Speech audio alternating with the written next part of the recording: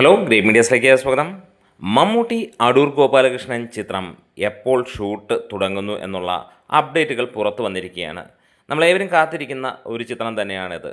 മമ്മൂട്ടിയും അടൂരും ഒരുമിക്കുമ്പോൾ തീപ്പൊരി പാറുമെന്നുള്ളതിന് യാതൊരു സംശയവുമില്ല.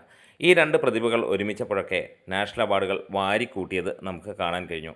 നാഷണൽ അവാർഡുകൾക്ക് പുറമെ മികച്ച സിനിമ വർഷങ്ങൾ കഴിഞ്ഞിട്ടും ആ സിനിമയുടെ ക്വാളിറ്റി ഇങ്ങനെ നിൽക്കുന്നു. പ്രത്യേകിച്ച് അടൂരിൻ്റെ ചിത്രങ്ങളെല്ലാം തന്നെ അങ്ങനെ തന്നെയാണ്.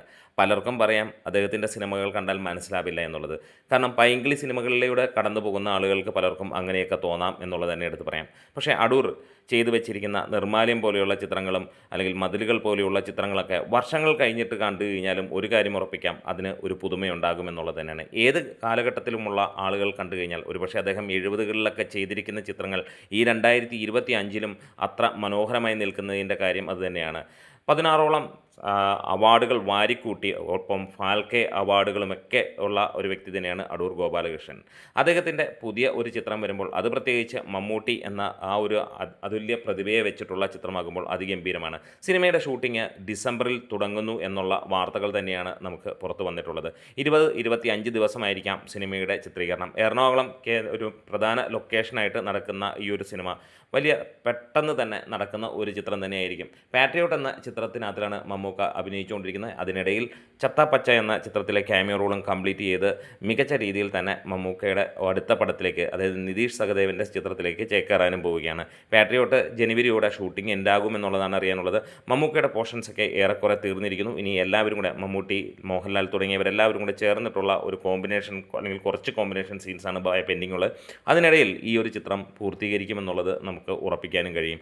എന്തായാലും വീണ്ടും മമ്മൂട്ടിയും അതുപോലെ തന്നെ അടൂരും ഒരുമിക്കുമ്പോൾ ഒരു വിധേയനോ അല്ലെങ്കിൽ ഒരു പൊന്തന്മാടയോ അല്ലെങ്കിൽ ആ റേഞ്ചിലൊക്കെ നിൽക്കുന്ന ചിത്രങ്ങളുടെ മുകളിലേക്ക് വരുന്ന ഒരു സിനിമയായിരിക്കും. പ്രത്യേകിച്ച് മമ്മൂട്ടി കമ്പനി തന്നെ നിർമ്മിക്കുമ്പോൾ ഒരു കാര്യം നമുക്ക് ഉറപ്പിക്കാം, ഇത് ഒരു ഒന്നൊന്നര സംഭവം തന്നെയായിരിക്കാം. മമ്മൂട്ടിക്ക് അഭിനയത്തിലൂടെ ഇനിയും മുന്നേറാൻ ഒരുപാട് ഉണ്ട് എന്ന് പല വർഷങ്ങളായി അദ്ദേഹം കാണിച്ചു തരുന്നുണ്ട്. സാധാരണ പല നടന്മാരും അവരുടെ സേഫ് സോണിൽ നിന്ന് കളിക്കുമ്പോൾ മമ്മൂട്ടി റിസ്ക് എടുത്ത് കളിക്കുന്നു. അതുതന്നെയാണ് നമുക്ക് മമ്മൂട്ടിയെക്കുറിച്ച് പറയാനുമുള്ളത്. ഏറ്റവും മികച്ച രീതിയിൽ ഈ കാലഘട്ടത്തിലും അഭിനയിക്കുന്ന ഇന്ത്യയിലെ ഏക നടൻ എന്ന് തന്നെ പറയാം. അതുതന്നെയാണ് ഇങ്ങനെയുള്ള ഒരു സബ്ജക്റ്റിലേക്ക് അദ്ദേഹം പോകുന്നത്. കൊമേഴ്ഷ്യൽ സിനിമകൾക്കൊപ്പം തന്നെ ഇതേപോലെയുള്ള ആർട്ട് വാല്യൂ ഉള്ള സിനിമയിലേക്കും മമ്മൂട്ടി ചേക്കാറാറുണ്ട്. അത് വർഷങ്ങളായി എല്ലാ കാലഘട്ടങ്ങളിലും നമ്മൾ കണ്ടിട്ടുണ്ട്. അന്നൊക്കെ ഒരു മികച്ച ഒരു അഭിനയവും നമ്മൾക്ക് കാണാൻ കഴിയും. ഒന്നിനൊന്നിന് വ്യത്യസ്തമായിട്ടുള്ള മമ്മൂട്ടിയുടെ ഏറ്റവും പ്രത്യേകതയും അതുതന്നെയാണ്. ക്യാരക്ടറിലേക്ക് കടന്നു കഴിഞ്ഞാൽ പിന്നെ മമ്മൂട്ടിയെ കാണാൻ കഴിയാറില്ല എന്നുള്ളതാണ്. എന്തായാലും നമ്മൾ വീണ്ടും നമ്മൾ പ്രതീക്ഷിക്കുകയാണ് ഒരു വിധേയനും അതേപോലെ തന്നെ ബഷീറുമൊക്കെയായിട്ട്, അല്ലെങ്കിൽ അതിന് മുകളിലുള്ള ഒരു ക്യാരക്ടറുമായിട്ട് മമ്മൂട്ടി വീണ്ടും എത്തും എന്നുള്ളത്. എന്തായാലും കാത്തിരിക്കാം.